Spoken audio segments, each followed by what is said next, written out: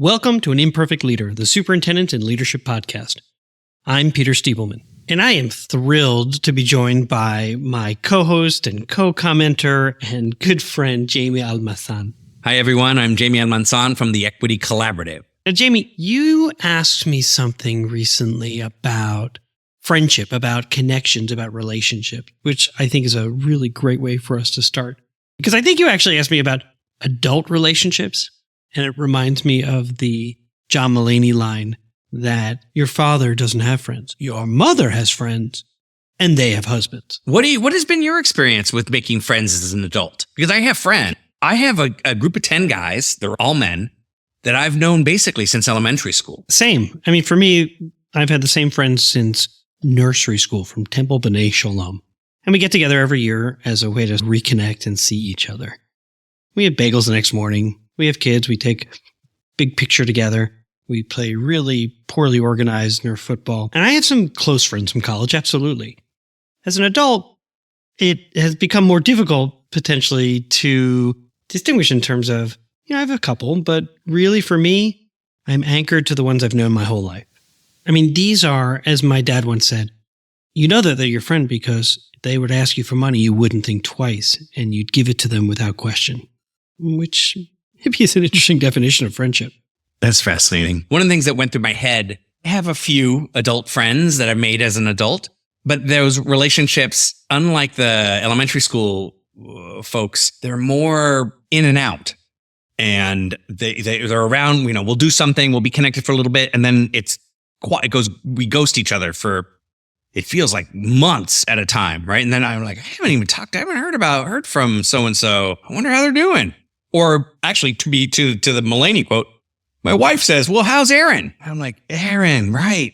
That's a person I like. And Dee Dee will ask questions like, how's his son doing at Howard? I'm like, yes, right. His son goes to Howard. That's right. Yep. I'm like, I don't know the answer to that. I should know the answer to that. Let me text Aaron and see how he's doing because it's been too long. I'm using Aaron as an example right now. But one of the things I thought of when we were talking on the phone recently was I am in no position to have less friends. Having less friends doesn't help me because as you get older, it becomes harder and harder to find places to make friends.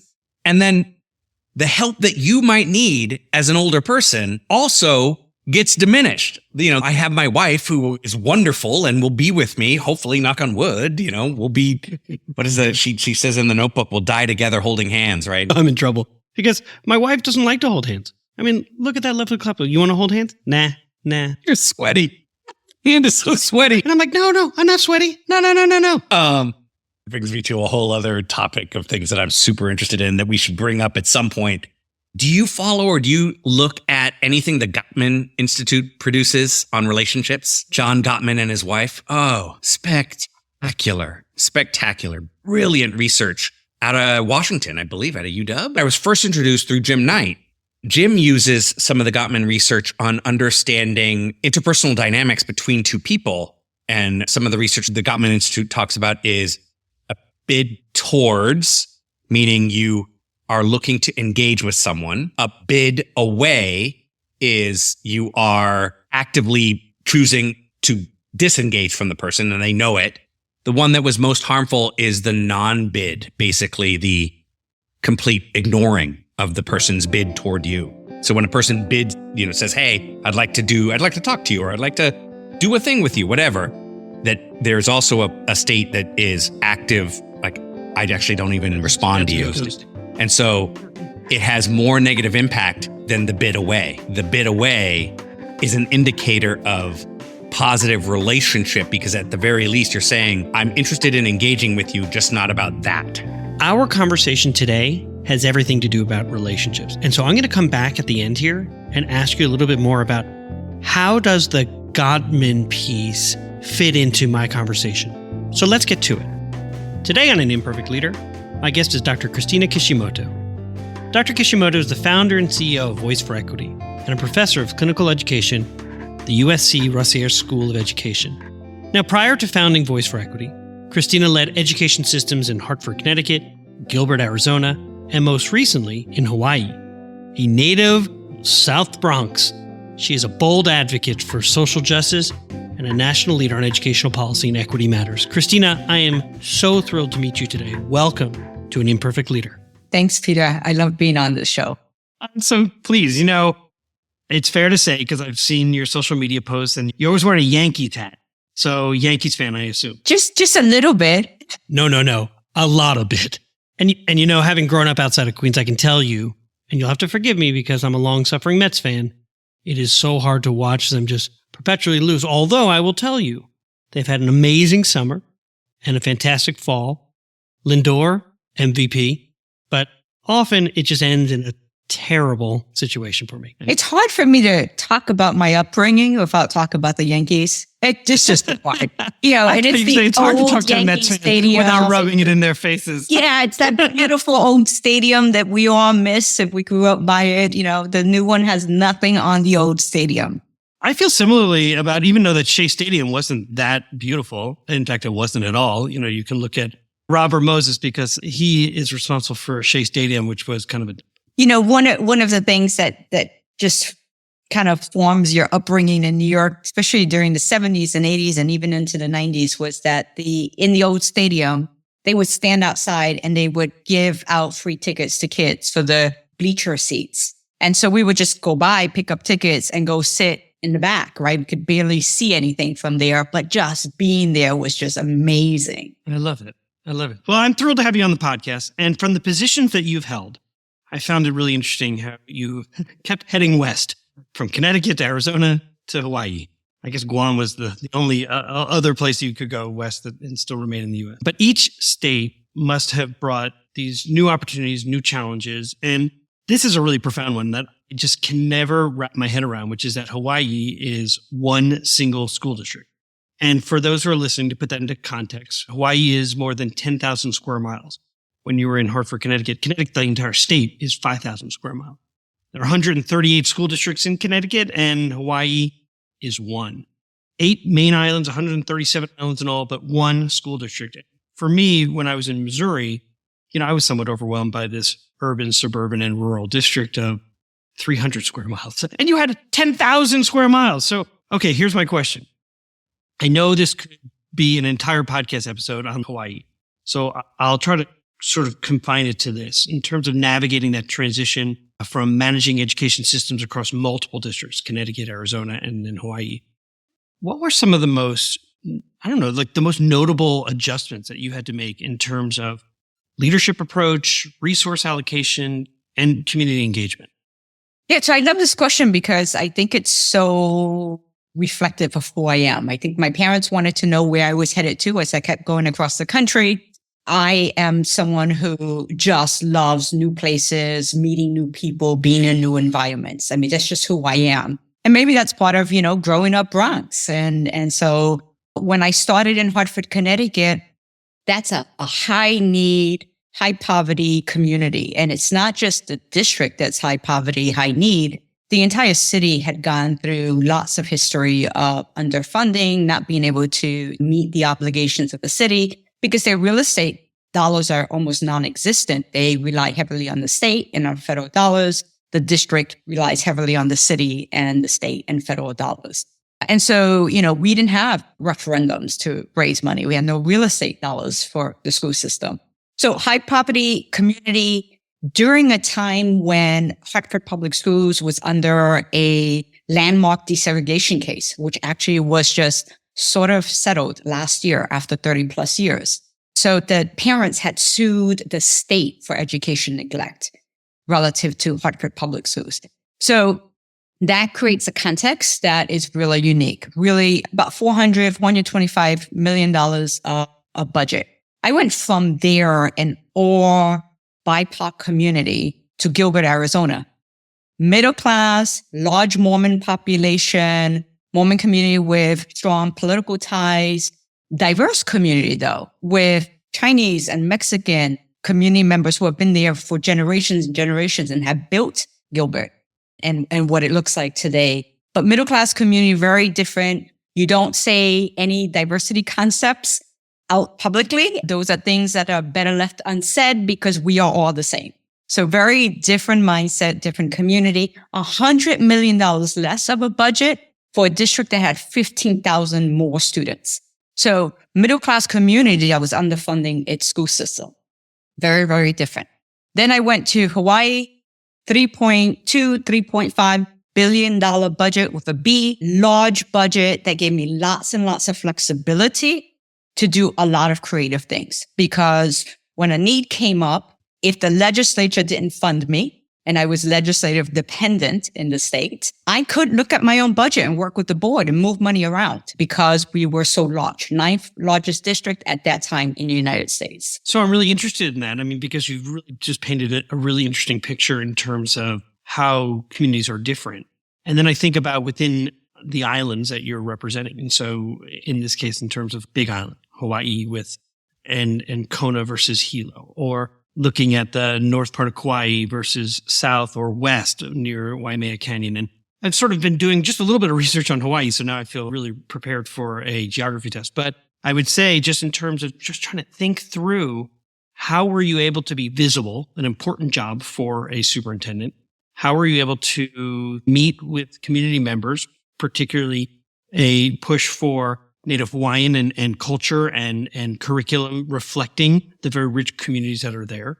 The fact that Hawaii has this history, Japanese and Chinese and Filipino. And so I'm just really just trying to wrap my head around what were some of the ways that you engage community, particularly in a state that often feels removed, being geographically isolated, and sometimes being sort of not always in the present mind when you think about Washington, D.C. Oh my goodness, you just gave me so many questions that I can go so many places. I know, just go one direction. One of the things I will start with is Hartford Public Schools in Connecticut is very close to Washington, D.C.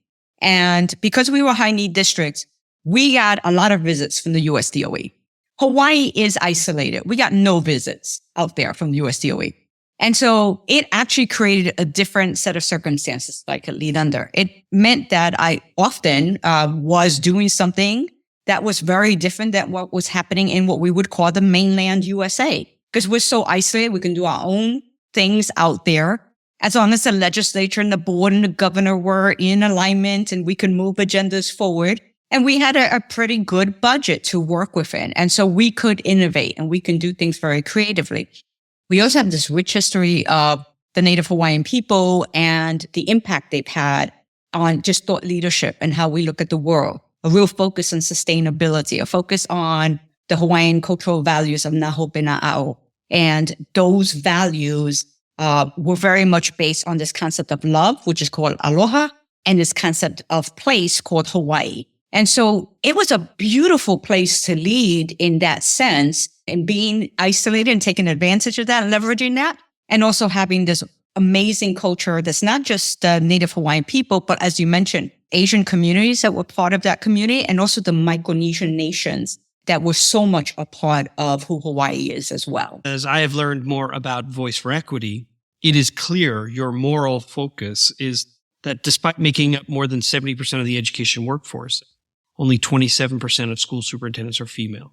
And so Voice4Equity is focused on improving access to policy leadership opportunities for women superintendents, and then those who are preparing for careers as school superintendents. And so your compelling purpose is really clear: to empower women to narrow that opportunity gap.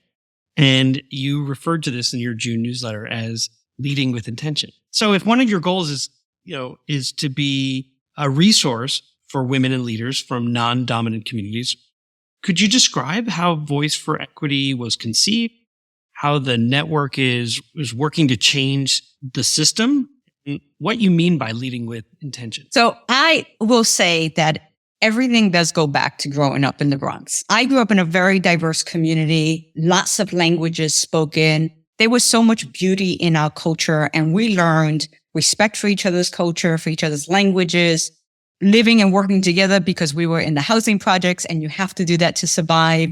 And it was beautiful. Even though there were hard times in the Bronx, there was just this beauty in that culture, right? And in all those rich languages and how we shared with each other. Outside of that space, as I moved on to other places, college, workforce, the experience was very different. All of a sudden, I was not an insider. I was an outsider. I was constantly reminded that I was a woman, that I was a woman of color, that I was a woman of color that came from poverty and from the Bronx of all places, which had just this narrative around it. And so there were two driving kind of experiences that I will always point to, not because I really want to remember one of them, but because there are things that just couch themselves in your soul and drive you. One is being about 22 years old and in my first professional job in Connecticut. So now I'm in a different environment, different culture, and having an executive level, cabinet level person insist on calling me Maria because he couldn't remember my name was Christine. And then explaining in front of people that it was a good guess because I was a Latina girl. Now, here I was in the middle of a competitive, policy master's degree, very interested in equity and policy leadership, 22-year-old with my head in the clouds at such a young age around equity. And here's this man in power in front of people, changing my name and calling me this Latina girl and just minimizing me. And I watched the adults around him on cabinet not take control of this situation. I watched them ignore this. And they ignored it until I lashed out on him one day and said, "You will not call me Maria and you will not address me until you learn my name." And it was an embarrassment for the whole cabinet because these are very important people. And I was just in a small entry-level position. And someone finally took a hold of that position, but I'll never forget that situation. The other was my first superintendency in Hartford. Before you, I want to hear that, please. Yes. And I'm mindful of the fact that I'm interrupting you. I want to first say you said that this individual minimized, this person dehumanized you. That's right. And I can think to so many experiences within one's cabinet where everybody is sort of watching, nobody says anything, and then afterwards comes over to you to say, "Oh, how are you doing? Oh, I'm so sorry that this happened," all those kinds of things. And so I imagine as part of the way that you and Voice4Equity is supporting leaders, particularly women and women of color, is to help think through, this is what's happening and here's how you can deal with it. Because Absolutely. silence is not the answer. And Peter, it's unbelievable that I get calls. We're a network of women across the nation. We treat each other with a lot of confidentiality and love and support. Right. And I get calls that sound just like that story and that experience when I was only 22 years old. So my apologies for interrupting. I felt like I couldn't let that go without really calling out exactly what I think is what you're saying. It was such a dehumanizing experience. It was. And after growing up in such a rich environment where there was lots of respect for each other and for differences and for who we are and not having to deal with these kind of gendered experiences in this kind of very in-your-face way. In Hartford, it was interesting. The board had selected me. I was an internal person that was moving into the superintendency. And I was asked whether I would agree with getting a coach. And I said, sure, absolutely. This is my first superintendency. Even though I'm an internal person, it'd be great to have someone. I've never been in the superintendency. And I was not allowed to select my own coach. In fact, I was assigned a white man who I actually knew and had tremendous, and I still continue to have tremendous respect for, in a neighbor district. Now, remember, Hartford at this time is the second poorest district in the United States and in the second richest or most affluent state in the United States. This is during that time that I was leading. This superintendent that was assigned to me as a coach had been his entire time in a very affluent district, predominantly white, not an urban center.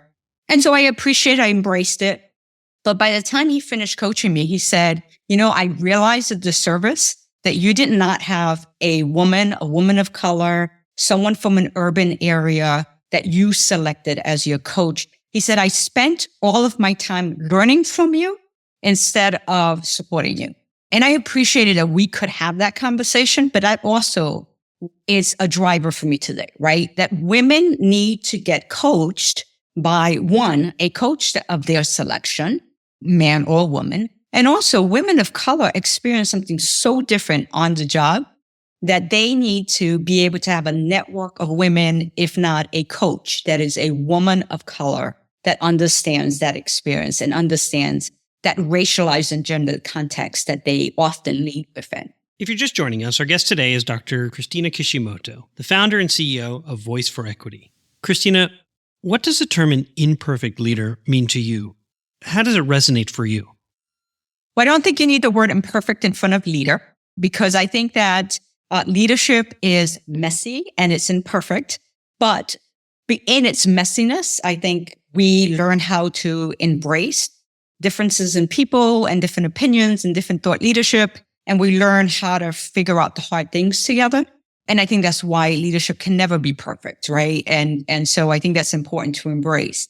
Now, I will say that in this time period, just the political climate we're in, I think we have moved away from understanding the imperfection of leadership. And we have, I think, too many leaders kind of saying, I'm right, follow me. And we have a little bit of blind followership of what may be the perfect leader. And I think that is really scary for me, because I think leadership should be imperfect and messy. And I think that's where innovation and great thinking happens.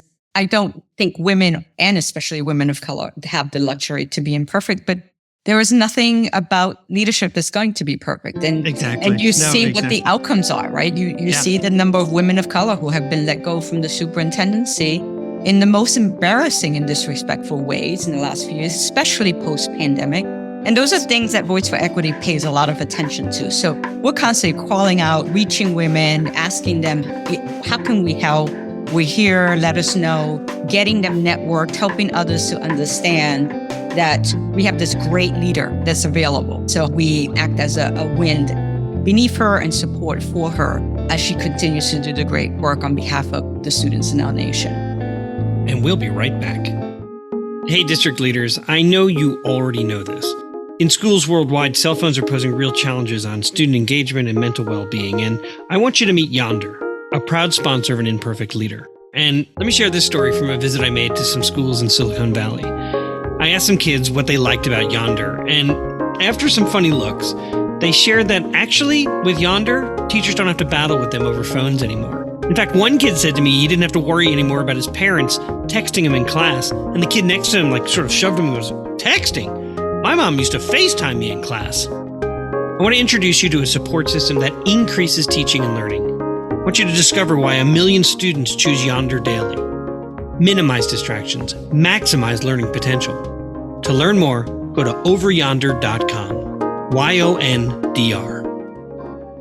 We're back for segment 2 of An Imperfect Leader called Imperfect Leadership in After Action. And my guest is Dr. Christina Kishimoto, the founder and CEO of Voice4Equity. In this segment, we ask our guests to deconstruct a decision that they've made, and then we discuss it. So, Dr. Kishimoto, what happened? Oh, Peter, I have a doozy for you. I have many, though, but this one is a critical one. This was the time of 2020. The pandemic was just hitting us. We're all confused. All of these spaces are being shut down. Schools are shut down. Legislature in Hawaii is also shut down mostly. But now they've received CARES Act dollars. These are emergency dollars given to states. And so the legislature decides that they are going to decide what they're going to do with it. At the same time, the governor was saying he gets to decide what he's going to do with this. So there's a little bit of political tension and divide already. The Board of Ed, my boss, I'm telling them we need $100 million for devices for students since our schools are shut down and we don't have enough devices across our 7 islands where we have schools. I go to the legislature. They set up a set of hearings. I have a mask on. Legislative building is shut down except me and this group that's having this hearing with me. We have 5 separate hearings over 5 different days. At the end of the 5th day, they say, "Thank you, Superintendent. The Board of Ed is getting $0 for funding," which meant that, Peter, that they already knew that they were giving us $0, at least before the 5th hearing, perhaps before that. Okay, so typically I ask next, what was overlooked? I have a clarifying question, though. So you've had 5 hearings. They're asking clarifying questions. You're not new to this. You've been in Hartford, That's capital right. of Connecticut. You've been in Arizona. You've worked with lots of different constituents. And it's not the first time you've met with the legislature in Hawaii. So I imagine you've had some relationships with individuals. You can read body language, people nodding and saying, "Oh, that makes sense," as you're talking about what your needs are. And then essentially a monumental slap in the face when you hear zero. I mean, it couldn't be more insulting. And so what were some of the things that you were noticing as all of this was happening? It was a complete shock? Complete shock. 5 very friendly, supportive hearings, unlike typical hearings. I'm assuming, there's just big heart, right? This is a crisis moment for everyone. Everyone's trying to figure this out. I know I need $100 million. We've worked this through. We've put it through the board. We're clear about why we need $100 million. We know exactly how we're going to distribute it. Our plan is so detailed. Body language is supportive. The questions are supportive. They're asking for more information. How will this happen? How will delivery happen? All of this. How will we compete? Because remember, at this point across the nation, everyone's trying to buy devices. And I have a company on standby that's holding $100 million worth of devices. And as soon as the legislature said no dollars, I got a call from that vendor that said, we are giving the devices to the next person on hold. We cannot hold this for you. Wow. All of these providers were overwhelmed by orders, and they were doing us a favor because remember, you have to pay extra to deliver by ship or by airlines. Right. You're talking about, right, of course. We had Hawaiian Airlines on hold in case we needed help from them to distribute across 7 islands. We lost everyone on standby at that point because they couldn't wait for us. There were too many needs. So what got overlooked? I think I went in and read with my typical non-crisis eyes and my non-kind of politicized eyes. I knew there were a lot of political dynamics. I was not blind to that. I'd been working with this legislature for 3 years at this point and knew them well and knew the governor well and had good relationships. But what I didn't think was that a crisis like this could be overshadowed by the politics of a second-term governor, of a legislature that had some members who were vying for the governor's seat and were going to be running. I did not think that was going to override or overshadow the fact that we were in a health crisis. I'm so curious because within any state's budget, education and health are the 2 largest, unfortunately also prisons.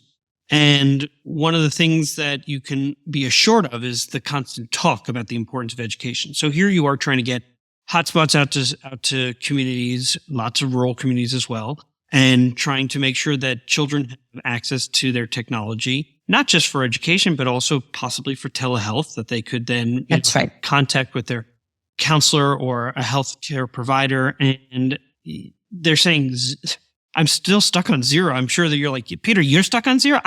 I'm still trying to figure out 0. Peter, we had so many people on standby from those providers who are going to be delivering this to Hawaiian Airlines and the CEO who was on board with us as well, to all of the staff that were needed across islands to receive and distribute. And the team ready to start training up. And at that point, I said, I have all of these people on hold and no work to do because the devices aren't coming in. And starting from 0 at that moment and knowing that here I'm the only one walking down the street at this point. The whole place is shut down to get from my house, which is not very far from the legislature, to the legislative office building. And then having kind of that walk of shame back home going, what happened? And is this on me now? I have all of these kids that need this. How are they going to learn? How do we communicate across 7 islands where not only is Hawaii isolated, but you have each island is isolated from one another? Right. What did you learn about relationships? There's 2 things I'll connect. One is I knew, and you just know in these roles after a while, at this point, I'm getting nearing my 10th year as a superintendent in terms of experience. I've worked with 3 state legislatures. And so I know when something like this happens and there's so much at stake, you have no choice but to let it go and pivot. And so very quickly brought all the relationships that I did have from private sector to nonprofits to the military there, all together, met with the governor right away and the board. And we had to pivot and figure something out. Okay, so the conversation there began, okay, so the legislature is giving us 0. We know that can't be the answer for our children. So we need to come up with I will not be satisfied with that answer. Right. So, okay. So I wonder if you don't mind unpacking that a little bit more. So now you have a conversation with the governor. And of course, you've got some pretty big players. If you've got Hawaiian Air and others who are standing ready to support. What happened next?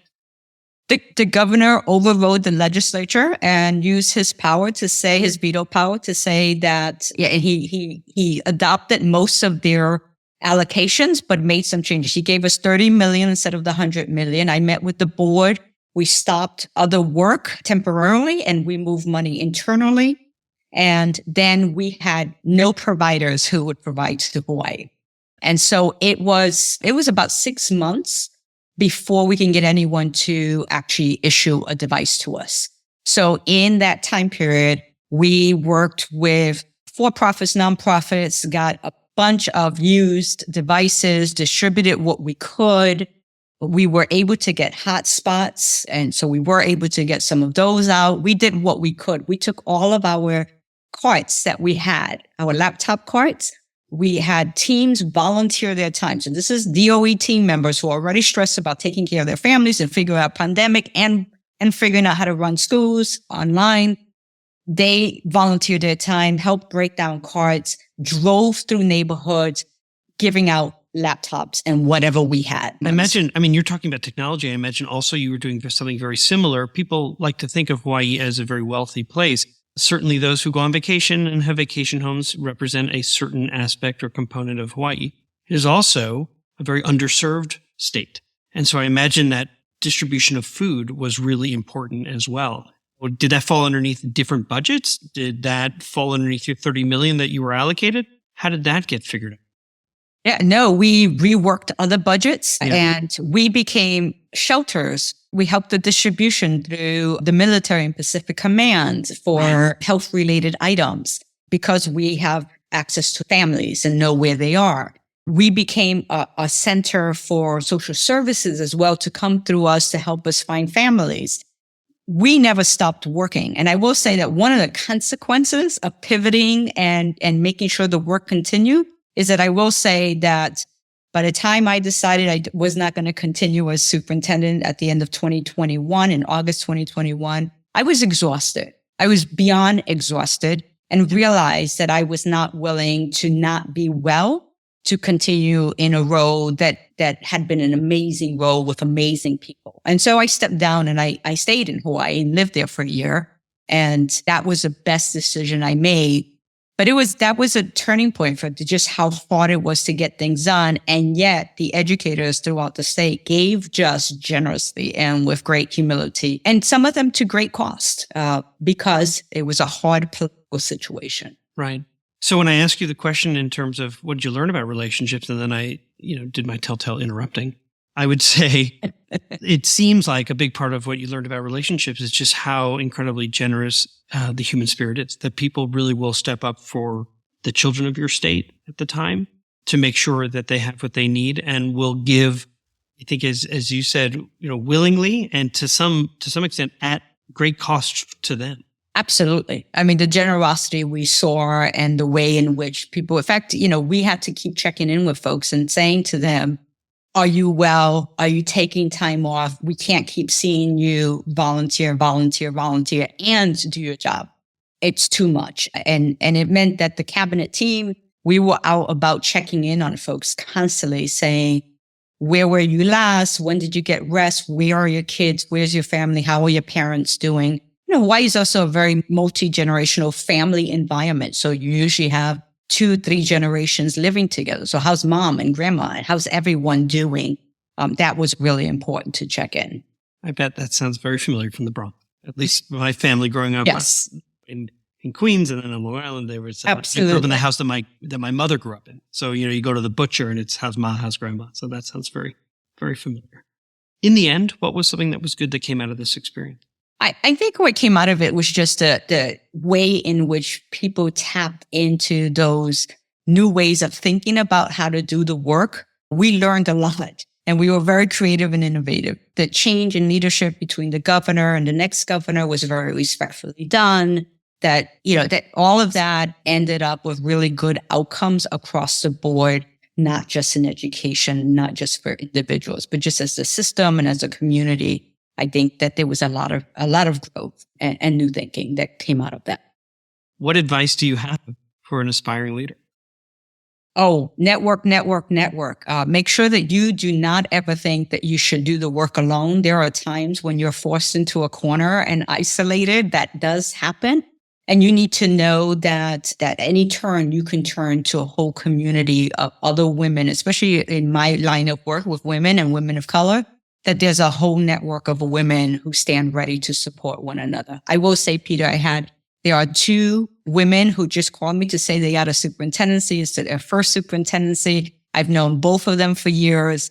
And the first thing I did was say to them, within 5 minutes, you're going to have a person that you're going to call as soon as possible, and you're going to get to know that person, because that person is going to be your first level of support. And you're going to snowball that network you're going to create for yourself. And so we got these women networked with women who were just a year or two in the superintendency that understand the newness of this environment right now. As people want to learn more about Voice for Equity and want to get in touch with you directly or with your team, how's the best way to do that? Oh, we're so available and accessible, voice4equity.com. There's a 4 in the middle, the number 4 instead of the FOR. We are at drk@voice4equity.com. That is my email, and I love networking with people because that is the power that we have in the collective. My guest today was Dr. Christina Kishimoto, the founder and CEO of Voice for Equity. And Christina, thank you so much for agreeing to be on the podcast. You know, I really felt like the universe was conspiring because I met you through Dr. Porter, and then I sat next to you at a session, and then I really felt that there was no way that you could say no. And of course you could, but I'm so grateful that you didn't. So thank you so much for leading with intention. It is such an important role that you are playing right now in terms of the future of public education. So thank you again. Thank you, Peter. Appreciate the conversation. We're back following this, incredible interview. And I'm curious, what stood out for you? Her mindset shifts from the Bronx to Hartford to then Gilbert. And coming from the Bronx, the idea of this woman from the Bronx in Gilbert, Arizona is fascinating. Then you put her in Hawaii. Not only, I also wanted to say to her, like, your Hawaiian pronunciation is spectacular. I mean, this is coming from a guy who doesn't speak any native Hawaiian, so who do I know? But Lord, she rattled it off in the beginning. I know, so impressive. Wasn't she great? She was great. 22 years old when she left the Bronx, with her college degree to go teach. It just was relatable to me. It's like, I know that experience, except I didn't leave my home. Or like, what was your family's response to that? And, do you have siblings? How did they do? Like, who's still in the Bronx? Anybody? Yeah, that's so interesting. I remember when we would work with kids in Oakland and first generation kids whose families, they risk everything in some cases to get to the United States. And, the thought of going away to college was like, oh, no. If I'm going to college, they're all coming with me. We're all going. Or I'm not going away. I'm staying close home. Did that sound right? That happened to my uncle. So the eldest brother, Roberto. So my grandfather went to Stanford and is the, unofficial first Mexican to ever graduate from Stanford University. So then his son goes to Stanford, which also raises a whole other perception about affirmative action. He went to Stanford because of legacy. Also affirmative action. Legacy and affirmative action are the exact same thing. So he goes to Stanford, is failing in the first semester of his freshman year. And instead of moving home, my family, my grandparents and my mom and my other uncle, Martin, moved to Palo Alto because he should live at home and go to school. That's the best way to support him. So he did. He lived at home in Palo Alto and went to university. And this is why I'm raised in Palo Alto and not East Los Angeles. Yeah, so here she is. She's in her first professional job. The person keeps calling her Maria. And she says, because he couldn't remember my name. And then in front of the people saying, it's a good guess, because you're a Latina. And I can't stop thinking about that experience and what that must have been like and how she continues to have to coach other leaders how to navigate a very similar situation. It's been, 30 years since that happened? You will not call me Maria. She says, you will address me to who I am, right? You will not address me as Maria. Peter, I think you know this about me, but I'll say it bluntly. Oppression is persistent. Racism in the U.S. is a constant. It's not all the work that people do to eliminate racism or to work on changing racist outcomes. It's still persistent. That's why when people still go, wow, I can't believe that still happens. We should say, I can't believe that didn't happen to her when it doesn't happen. That should be the surprise. So I would say that what I listened to throughout my conversation with Christina Kishimoto is that Here's someone who's deeply committed to the success of others, particularly women of color. And that's because it hasn't ever been a priority for leaders, in particular, to organize networks to provide that level of support. It's just that when I was talking with her and hearing her describe her relationship with the legislature in Hawaii, and that she was taken aback by the fact that she had held all these meetings, she had anticipated a successful resolution to her request, and then, things like that, all of a sudden, the answer was zero. I mean, what was your thought about that? Christina's revelation or reaction to the fact that she asked for $100 million for the next year for their support during the pandemic, and she got zero. I mean, the reason why it didn't stay zero is because Christina. She's like, I don't think there's any, at least in my heart, I hope there's no superintendent that would let it be at zero. I believe most superintendents would probably say, well, we can't, that can't be the answer. It's impossible for our children, the people we care for that to be true. But I think because of her skill set, because of her interest in people, that she had, you need to have enough trust with people to be able to burn it every day. And this is because you're going to make mistakes. You're a human being. You're all that stuff. And if I have enough trust with you, Peter, I can say things like, I texted you about the part that made me laugh the loudest was your 10-part question and her calling it out and her saying to you, she goes, that was a lot of questions. I could go in a lot of directions. And you go, pick one. I snorted. I thought it was so funny. I was like, you have like 10 directions in your mind. But you're like, this is so great. What a great example. But for me to text that to you says that I think I have enough trust with Peter to poke fun at the difference, the gap here. That he asked 10 questions and then she says, wow, that's a lot. I could go anywhere. And you then immediately say, don't go anywhere. Go one place. Which is great. So do I have enough trust with you to be able to point that out in a way that says, I think that's great. I thought it was really amusing. I think it really captures who you are as an interviewer. And I'm not coming from a place of negative criticism. I'm coming from a place of, I think, what a funny moment. If we have enough trust with people, we can burn it. I believe Christina probably had a ton of different people. And she basically called in her markers. Oh, I totally agree. And what I thought was so interesting was that she was setting it up all along the way. The head of the airlines, whoever the vendor was for the technology devices. I mean, she was calling in her relationships here and she was cashing in on them. And she had a relationship with the governor and ostensibly a relationship with the legislature. And then it was like, wait. What? If it's okay, I want to circle back to something you said at the beginning of our conversation about the Godman research out of UW. And would you just kind of take us, bring us back to why you brought that up in the first place, how that sort of stitches into the conversation? I bring up the Gottman thing partially because of where you live, but also in that I actually think that the thing that she sounds particularly skilled at is having relationships. She seems particularly skilled at and interested, curious about people. And so what that does is when you're curious about people, it makes other people feel seen. And I'll bet you she's done that for a lot of people. And I was so touched by that and thought of it as such an amazing skill. And I completely agree. All right, we're getting at time. Jamie, is anything coming up in your world? We're working on our book. We're working on a few different books. And the first book is focused on leadership development or leadership, what we're calling leadership competencies. It's a set of competencies for equity leadership specifically aimed at principals or district leaders. And it's meant to be professional learning that is action oriented. It's all on the job, actual learning. Hey, that's really exciting.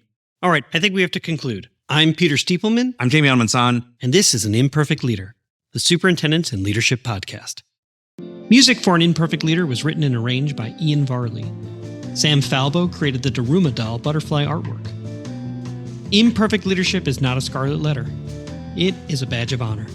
It recognizes that serving as a lead learner is about being a vulnerable leader, an empathetic leader, a compassionate leader. And I'm proud to be an imperfect leader, so I hope you'll join me next time for another episode of An Imperfect Leader, Leadership in After Action. At the end of every interview that we have for teacher candidates, we will say, what questions do you have for us? And they will always ask, well, what kind of support can I expect? And we will always say, well, don't worry, we'll give you a mentor. But but it's not real mentorship. I mean, it's support with the difficult kid or the field trip form or the grade card, but it isn't coaching. That's where partners like EdConnective step in. They provide observation and feedback with practice. That's real coaching. Their mission is to ensure that every student thrives by facilitating exceptional educator growth. So whether it's science of reading, whether it's leadership development, whether you're trying to build the best recruitment and retention efforts, check out edconnective.com. Imperfect leaders. Are you facing challenges filling open speech-language pathologist positions within your district? It's kind of a silly question because I know you are. MPAT Speech understands the critical need for qualified professionals in your schools. They recognize that communication lies at the heart of academic success, and that's why they're dedicated to helping you bridge the gap by offering expert therapists and innovative telehealth solutions. Don't let open positions hinder your students' success. Partner with MPAT Speech today and ensure every child in your district has access to the speech therapy they deserve. MPAT Speech.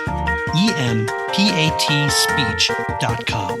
Empowering students, empowering schools.